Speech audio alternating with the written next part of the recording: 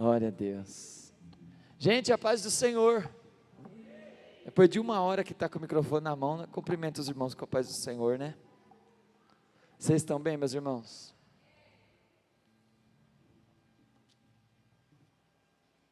Tá tudo bem aí? Tá tudo bem? Depois de ter sido atropelado, né? Pastor, depois. Eu estou tudo quebrado, mas está tudo bem, né, Léo? Tudo quebrado, mas está tudo bem, glória a Deus. Gente, abre a sua Bíblia comigo. Hebreus capítulo 13, verso de número 8. Aleluia.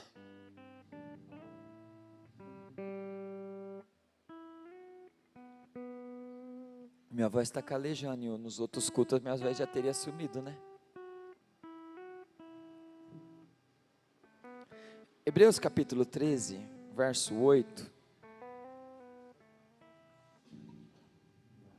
Olha aqui no telão. Dá para a gente ler todo mundo junto, né? Só 8. Por que eu pedi para você olhar no telão? Porque as versões são diferentes e se a gente ler pelo telão, a gente vai ler todo mundo igual. Vamos lá no 3? 1, 2, 3.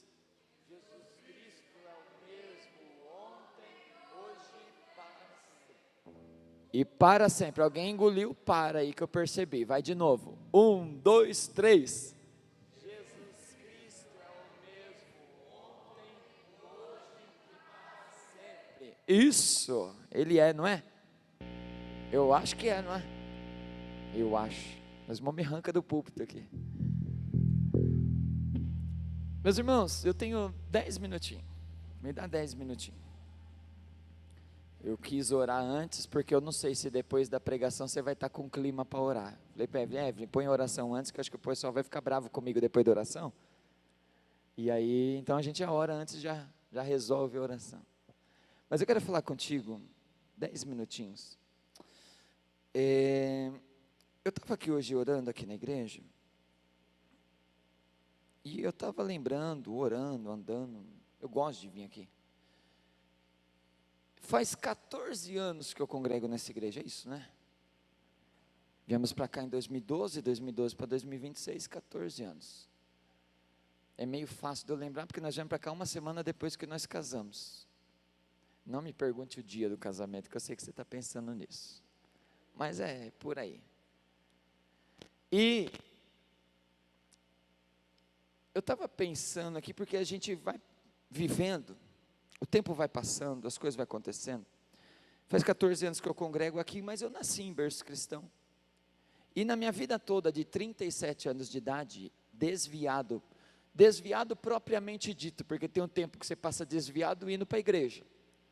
Né? Tem um tempo que você passa desviado indo, participando de departamento, e eu tive esse tempo também. Mas desviado no sentido praticante, é isso. Eu passei cerca de 2 anos e pouco da minha vida só. Ou seja, de 37 anos, eu passei lá dos meus 18, quase 18 anos, 17 para 18, até os meus 20 anos, 19 para 20, longe dos caminhos do Senhor, sem ir para a igreja. E você fala assim, eu tenho 37 anos, 2 anos fora, eu tenho 35 anos de cristão. Não seguidos, mas de cristão. E eu vi muita coisa, pastor Beto, já.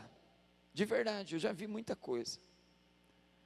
Quando os crentes mais novos vai lembrar, vai ouvir os irmãos mais antigos falar de quando ia para o monte e acendia graveto. Eu peguei essa época. Eu vi muito. E assim, não é uma visão sobrenatural, é o seu olho físico ver, de eu pegar e levar para casa e chegar em casa e ainda está aceso, para você não falar que é um plástico que estava no escuro e brilhou, e você pensou, não, de levar para casa e ainda está aceso.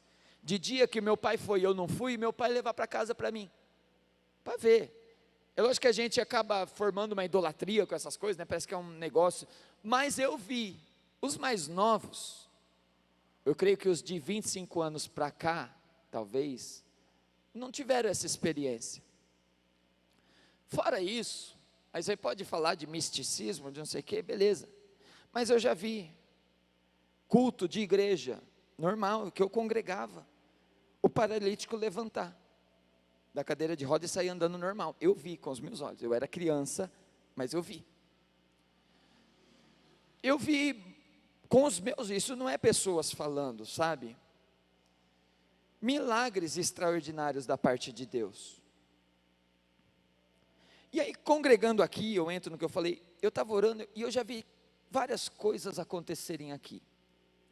Porque a gente às vezes foca nesses milagres que chamam a atenção, mas o ano retrasado, nós vivemos na Escola Bíblica Dominical uma revista, nós tivemos uma revista toda, falando sobre o livro de Atos, foi escrito pelo pastor Samuel Suana, ele veio aqui, ministrou no Capacita para a gente, e o tema daquele Capacita foi o que Deus espera da igreja, era o que estava no meu coração, porque assim,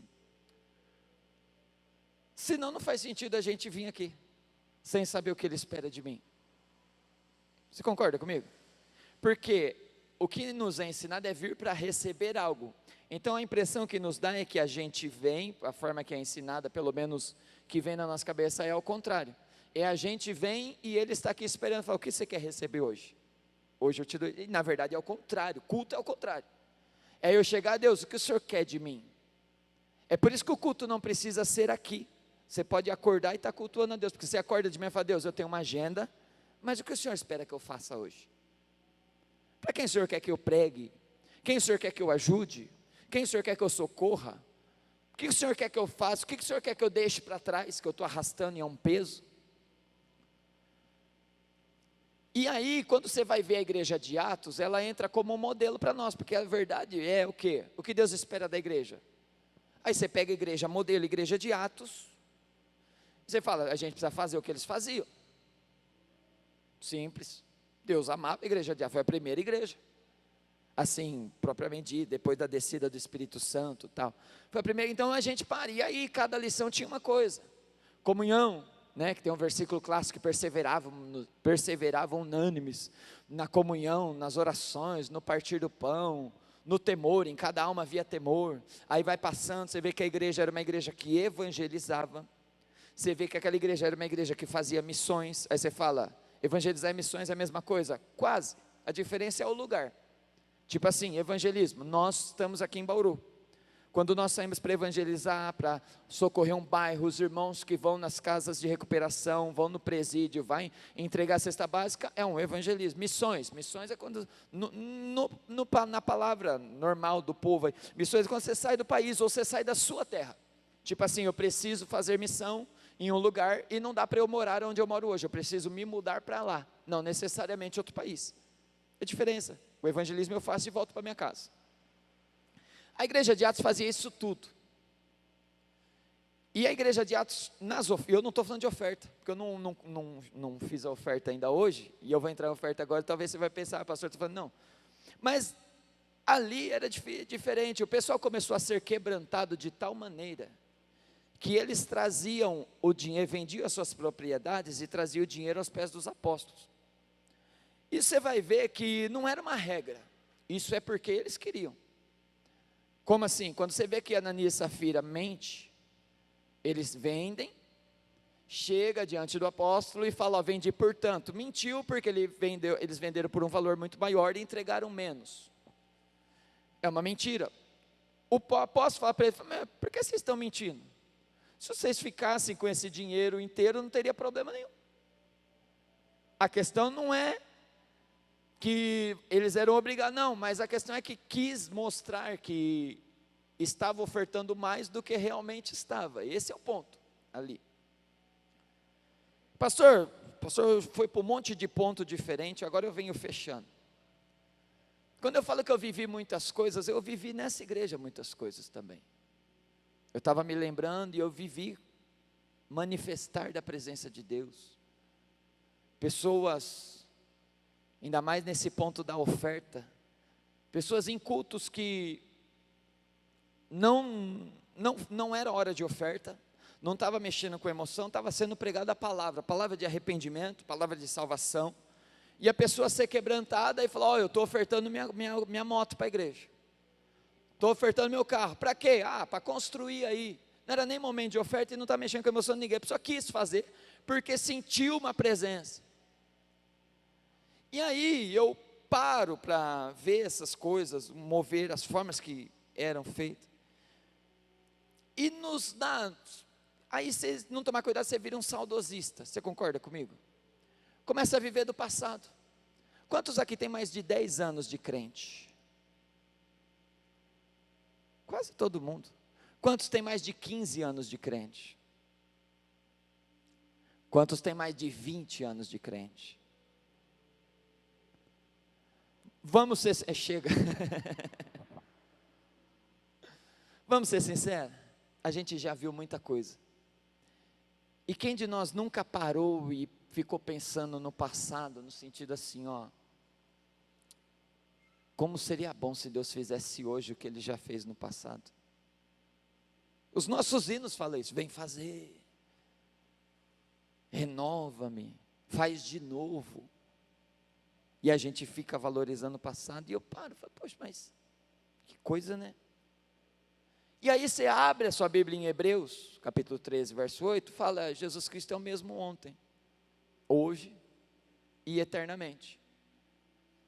E uma coisa clara, clássica, eu encerro aqui, o Ministério do Louvor não precisa nem subir, que vocês já fizeram tudo que tinha que fazer, Deus abençoe você, pode descansar aí, tá bom?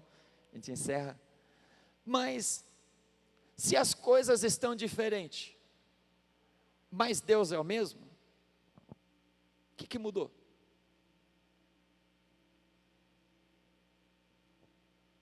Faz assim com as suas mãos, curva a sua cabeça, com o grande amor de Deus, Pai. Você está entendendo? Se Deus é o mesmo, e as coisas estão diferentes, o que mudou, pastora Rose? Sabe o que acontece? Nós mudamos, e posso ser sincero, é perceptível essa mudança, dá para apontar ela. Não é uma mudança tão assim, não, é perceptível. Lembra do crente que você era quando essas coisas aconteciam. É simples assim. Eu falei a semana passada sobre preparação de ambiente. Hoje, o crente acima da média, os irmãos, ainda bem que eu não sou famoso, não ia ser tão cancelado com as coisas que eu falo. Mas um crente na liturgia, tá bom? Não me julgue, você vai entender o que eu estou querendo dizer. Um crente acima da média dos crentes normal. Pastor, o que é um crente acima da média? Você pega todo mundo, soma, divide pelo tanto de crente que tem. Se você fizer isso, você está acima deles, está mais, fazendo mais. Um crente acima da média hoje, ele participa, a gente tem 2 cultos na semana, a maior parte das igrejas tem 2 cultos, algumas tem 3, outras tem muitos cultos por dia. Mas ele participa, a média mundial, pode pôr no Google isso. A média mundial é que cada crente participe de 1 culto por semana. É a média do mundo inteiro, é essa a média. Põe no Google, você vai ver. Se eu participo de 2 cultos, eu já estou acima da média, concorda comigo? Aí beleza, aí, eu não sou crente só de igreja, eu sou um crente acima da média, então eu oro pelo menos 1 hora por dia. E eu ponho lá um plano de leitura num ano, vou ler a Bíblia uma vez por ano. Então eu não falto em nenhum culto, Rafael, tem 2 cultos por semana, não falta em nenhum culto. Eu oro 1 hora por dia, e eu leio a Bíblia todos os anos vai te dar uma média aí de 15 a 20 minutos por dia de leitura bíblica. Depende da sua velocidade de leitura, se você lê muito devagar, 20 minutos resolve. Se você separar 20 minutos por dia, eu te garanto, em 1 ano você lê a Bíblia toda. Aí você fala, poxa, eu sou um crente que não falta no culto, que ora 1 hora por dia e que lê a Bíblia 1 vez por ano. Seja sincero comigo, não é um crente acima da média, porque a média não é essa. Eu não vou te perguntar quanto você ora, quanto você lê a Bíblia, isso é com você, estou aqui para apontar nada. Só que se nós fizéssemos isso, vamos fazer uma continha básica? A minha cabeça é exatas, né? Um culto tem 2 horas, que é o de domingo, um culto de quinta tem 1h30, 3h30 de culto. 1h20 contando a minha leitura e a minha oração em casa. Então, alguém bom de matemática, 1h20 vezes 7 dias na semana, quantas horas dá? Eu tinha feito as contas, mas me deu branco agora. Eu vim com as contas na cabeça, mas eu não anotei. Mas 7 horas, 1 hora por dia dá 7, 20 minutos, 3 horas, 2 horas e 20. Então 7, 8, 9 horas e 20, certo? 9 horas e 20. Mais os cultos que você participa, 9 horas e 20, mais 3 horas e meia. Vai dar 12 horas, vamos arredondar? 14 horas. Certo? Quantas horas tem na sua semana? Lembra que eu estou falando do crente acima da média. Talvez a gente está bem abaixo da média. Quantas horas tem na semana? 160 e alguma coisa, que também deu branco, mas eu lembro que era 160 e poucos. 14 horas, 160 semanas, sabe o que significa? A gente fala muito de dízimo de dinheiro, e nem do tempo a gente entrega para Deus. Nem 10% do nosso tempo é entregue a Deus. Se eu venho num departamento durante a semana, eu já estou liberado para faltar em um culto. Eu não estou te condenando, você faz o que você quiser. Eu estou livre, irmão. Deus me libertou de um negócio, que é pregar e as pessoas não ouvir. Tipo assim, porque nós como pastor, a gente gasta a nossa vida pregando e aconselhando, e as pessoas fazendo tudo o contrário do que você fala, como se não tivesse falado nada. E a gente se corrói por isso, a gente fica mal, tal, e Deus me libertou disso, Beto. Eu aprendi a pregar, exortar, a pessoa não faz nada, o problema é dela, pelo menos eu estou fazendo a minha parte. O que eu preciso fazer na próxima vez? Aconselhar de novo, está lá disponível, e se eu passar a vida inteira pregando, aconselhando, ninguém ouvir, pelo menos quando chegar diante de Deus, eu vou falar, Deus, minha parte está feita, agora você se vira com ele lá, porque ele vai falar, mas você também foi avisado. Pastor, o que você está querendo dizer com isso? Exato, irmão, esquece número, o que eu estou querendo dizer, é que a nossa entrega é muito pouca, é isso que eu estou querendo dizer, ponto. Esquece os números, porque não é, eu vou orar tantas horas, porque a gente era assim, eu também fui assim, lia o livro Heróis da Fé, então o homem orava tantas horas por dia, então quando ele orava, tantas pessoas aceitavam Jesus na pregação, então eu preciso, pastor Marcelo, orar também 4 horas, para que tantas pessoas aceitem Jesus, não é isso, pelo amor de Deus, não é quantidade de horas, mas é quantidade de entrega, que no final das contas se resume em todo o seu dia. Lembra quanto você ia nas orações? A grande questão, sabe o que é? É que nós, naquela época, éramos o que nós chamamos hoje de religiosos. Na época que víamos o mover de Deus, nós éramos o que nós chamamos hoje de ativistas religiosos. Pastor, não, eu tenho tanta coisa, eu tenho minha empresa, eu tenho minha família, eu tenho as coisas, eu já me libertei desse ativismo, amém, está tudo certo, é a sua vida, é você e Deus, só que não queira viver o que viveu no passado, se o nível de entrega hoje é menor. Pastor, mas vocês falam muito que não é o que eu faço para a salvação, não é o que eu faço para salvar, o preço já foi pago, nós já falamos disso aqui domingo, mas para ver o mover de Deus, para viver experiências com Deus, exige renúncia minha, exige orar em dia que eu não quero orar, buscar a Deus em dia que eu não quero buscar,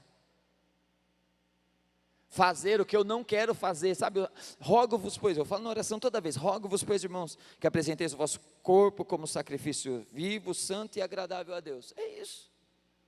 Aí o culto passa a ser não apenas em 4 paredes, aí você vai falar, não, eu não preciso de 4 paredes para cultuar, é verdade, eu concordo com você, mas a grande questão é que quem cultua genuinamente, quer estar também na reunião com os irmãos, é fruto, faz parte.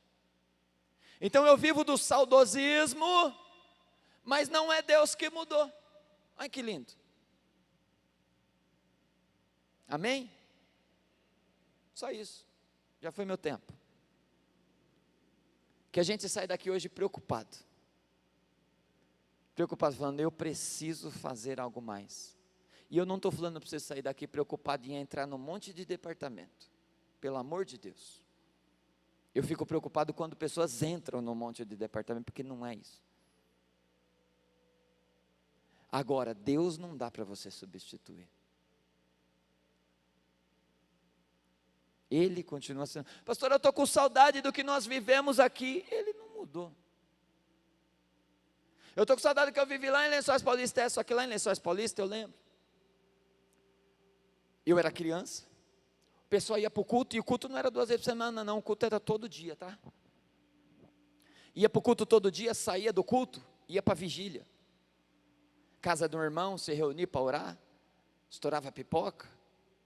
Outro grupo da igreja, acabava o culto, ia para o monte. Pastor, isso de sábado? Não, isso de segunda a segunda. E não é campanha, é natural. Eu era criança, no outro dia, eu acordava a hora que eu quisesse.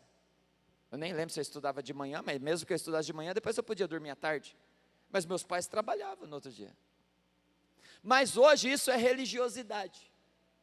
Enquanto nós vamos chamando de religiosidade, de ativismo, aquilo que atraía a presença de Deus, a gente vai viver do saudosismo. Amém? Só isso. Que Deus continue falando seu coração, é só para te provocar mesmo. Pastor, estou bravo com você, então o objetivo foi alcançado. Eu te amo. E isso é uma preocupação com a sua vida. Com a sua vida. Pastor, por quê? Porque eu também tenho procurado fazer isso. E quando a gente fala, não é preocupação com a minha vida, é com a sua. Que você viva experiências com Deus. Mas a gente está cheio, hoje eu não tenho tempo, por quê? Porque eu tenho sonhos de construir, eu estou falando de construir casa, estou falando de construir meus sonhos, seja qual for, a empresa, não sei o que, enfim, tem tanta coisa. Amém? A escolha é sua, e você faz o que você quiser da sua vida. Amém? Mas não adianta depois vir chorar, falando, por que Deus não faz mais do que eu já vi Ele fazer, Edinho? Eu não sou o mesmo. Quando eu entrei nessa igreja, a oração das 10 era às 11. Não, era às 11. Não era meia-noite, não era às 11. Das 11 à meia-noite. Aí a gente começou a se programar e a gente começou a acordar cedo. Então começou a trazer para as 10. Não é o horário, tá bom? Das 10, beleza. Uma época nós fizemos das 9. 9h30 para intercalar os dias que tinha culto. Às 11, lotado de gente. O ano passado fizemos oração o ano inteiro aqui na igreja. Cadê? Pastor, eu venho sozinho, eu vou dar conta da minha vida perante Deus. Eu aprendi isso, não parar porque está sozinho, eu venho sozinho, estou nem aí. Mas a minha preocupação é com a sua vida. Porque Jesus é o mesmo ontem, hoje e eternamente. Amém? Você entendeu o recado? Quantos entenderam o recado de Deus? Posso falar uma coisa para você? É de Deus. Pastor, por quê? Porque eu não queria falar isso, porque eu sei que você vai ficar chateado comigo. Querer mesmo eu não queria, eu queria uma palavra que você fosse dar um monte de glória a Deus e fosse embora chorando. Eu vou chorando, mas chorando de tristeza mesmo, né, Rafael? Não é de sentir aquela alegria, é tristeza, bravo, raiva. Eu não queria, então é um recado de Deus para a sua vida, amém? Porque às vezes a gente não vê porque coisas não acontecem, terceirizamos a responsabilidade. Louvor pode ficar em paz, já falei para o louvor, tá bom? Fica tranquilo. Amém, gente? Você pode aplaudir ao Senhor para não ficar esse silêncio? Glória a Deus. A gente não ofertou, né? Como que oferta agora, pastor? É por isso que eu orei antes, tá vendo? Você ia ficar bravo para a oração depois. Segura na sua mão o seu dízimo, sua oferta aí, gente.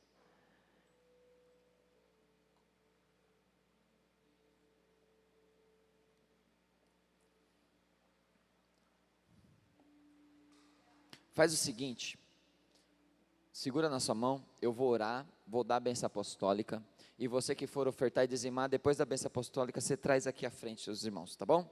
Se coloque em pé. Deixa eu te dar um recado importantíssimo. O que nós temos domingo de manhã na igreja, irmãos? O que nós temos domingo de manhã?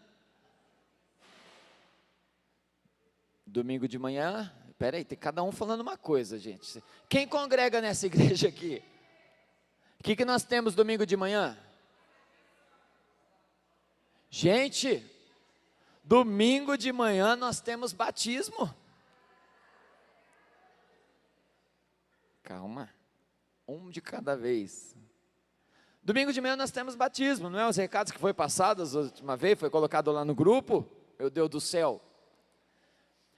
O recado importante, os batismos domingo de manhã é feito lá na nossa igreja sede. Pastor Lisander, Na verdade, o irmão Marco, que é o secretário lá, me comunicou, falou, o pastor precisou cancelar o batismo. Então, o batismo de domingo de manhã lá na sede foi cancelado, porque o pastor Zander precisa fazer uma viagem para São Paulo, lá em nome da convenção, e aí quando vem essas viagens para ele, é convocação, ele tem que parar e tem que ir. Então, ele não estará presente, foi cancelado o batismo. Eu procurei ele, o pastor Marcelo me deu a ideia, o pastor Marcelo é um isqueirinho também, o pastor Marcelo ficar esperto com ele, gente. Ele falou, pastor, não pode fazer na nossa igreja o batismo? Eu falei, nunca foi feito, vamos ver, né? Não custa tentar. Conversei com o pastor Lisandro, pastor, tinha gente fazer o batismo lá, tem uns irmãos que é batizar, depois vai demorar a agenda, porque aí eles queriam adiar para outra semana, mas tinha gente que ia batizar que não poderia na outra semana, ia complicar. E ele de bate pronto, com todo amor, falou, pastor, fica à vontade, faz o batismo aí na igreja. Então, no domingo nós teremos batismo aqui na nossa igreja, amém? E o detalhe, não vai ser de manhã, vai ser à noite no culto de ceia. Isso, vamos montar uma piscina aqui, trazer a piscina dos meus meninos lá, nós vamos montar a piscina aqui, é sério, não é brincadeira não. E domingo à noite às 18 horas começa o culto de batismo e ceia aqui na igreja, amém? Você pode aplaudir ao Senhor por isso? Glória a Deus. Vai que o pessoal desiste de batizar, né, pastor? Vamos molhar todo mundo logo de uma vez. Nós temos 6 pessoas, até a última vez que eu falei era 5, agora é 6 pessoas para descer as águas do batismo aqui. Você não pode faltar, uma dica, de coração mesmo, não atrase no culto de domingo. Por quê? Porque eu vou fazer o batismo logo no começo do culto. A Evelyn está aí de testemunho, que eu já até combinei com ela, Evelyn. É um louvor para o pessoal entender que o culto começou. Logo depois desse primeiro louvor, a gente entra, faz a cerimônia do batismo, e depois do batismo continua o louvor para a pessoa que se batizou poder trocar de roupa, porque vai estar tudo molhado, e voltar para o culto, e aí a gente ministra a ceia. Então, se você chegar às 6h10, 6h15, 6h20, corre um grande risco de você perder grandes coisas nesse culto de domingo. Então, se programa para estar antes das 6 aqui, tá bom? Segurou na sua mão seu dízimo, sua oferta? Estou falando isso tudo, você não esquece de ofertar não, gente. Faz assim com as suas mãos. Pai, nós te damos graça, nós te louvamos por esse culto, pela tua presença que é real. Meu Deus amado, eu oro neste momento para a vida dos meus irmãos, pela parte financeira da tua igreja também, porque nós, na tua palavra hoje, entendemos também que quando nós estamos cheios do Espírito Santo, nós entendemos que nada é nosso, tudo é teu, e nós não ficamos contando moedas, contando valor, mas nós somos generosos. O meu pedido, meu Deus, é que ninguém faça isso por emoção ou por constrangimento, mas apenas tocado pelo teu Santo Espírito, porque aí essa oferta terá validade, essa oferta terá valor para o Senhor, e bênçãos serão liberadas na vida do teu povo. Eu oro pela tua igreja pedindo, guarda o teu povo, enche-os com a tua graça, e que nós possamos viver um final de semana cheio da tua presença, que eu te peço nesta hora e te agradeço, em nome de Jesus. Que o grande amor de Deus Pai, a graça do nosso Senhor e Salvador Jesus Cristo, a comunhão e a consolação do Espírito Santo de Deus, seja com toda a igreja. E você diz, se Deus é por nós, se Deus é por nós, mas se Deus é por nós,